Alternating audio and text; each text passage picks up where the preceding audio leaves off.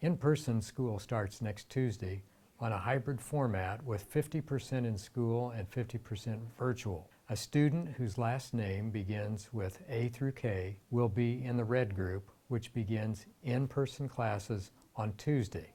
A student whose last name begins with L through Z will be in the blue group and will begin in-person classes on Thursday. Some adjustments have been made in red and blue assignments to balance classes, but you should have been made aware of those by now if your child is involved in that. Please remember that our school times have been adjusted to accommodate both virtual and in-person classes. In-person school will begin at 9:45 and end at 3:15. For those students on a virtual format, school begins at 9 o'clock. For our students in grades 5 through 12, the HSE School Board, in a special session last night, approved a plan to begin a hybrid 50-50 model beginning Thursday, September 17th. More details coming soon on that. Until then, we will continue on a virtual format. For our students who are enrolled in virtual only through the semester, please be aware that a transfer to in-person can be arranged through your building principal. Also be aware that a second semester offering of this format is being seriously considered. We should have more details on that soon.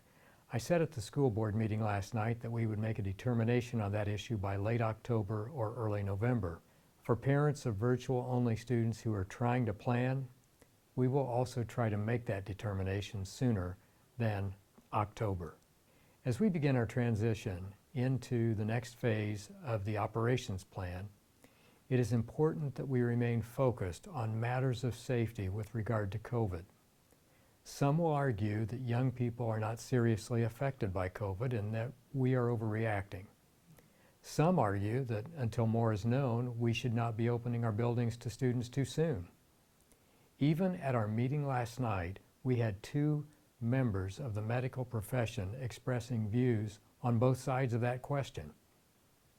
As a community, we can address both sides of the issue by continuing to work to flatten the curve. Health experts are warning us about the aftermath of lax safety habits on this Labor Day weekend. They're predicting a spike in cases to follow, which could impact community health conditions even for our schools. Let's prove them wrong. Let's work together this weekend to continue smart measures to address the challenge of coronavirus.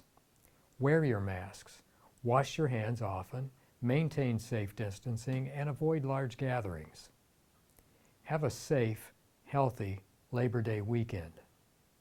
And to our elementary students, our buildings are ready for you. The teachers are anxious to open their doors to you. We are all really looking forward to seeing you next week. Thank you.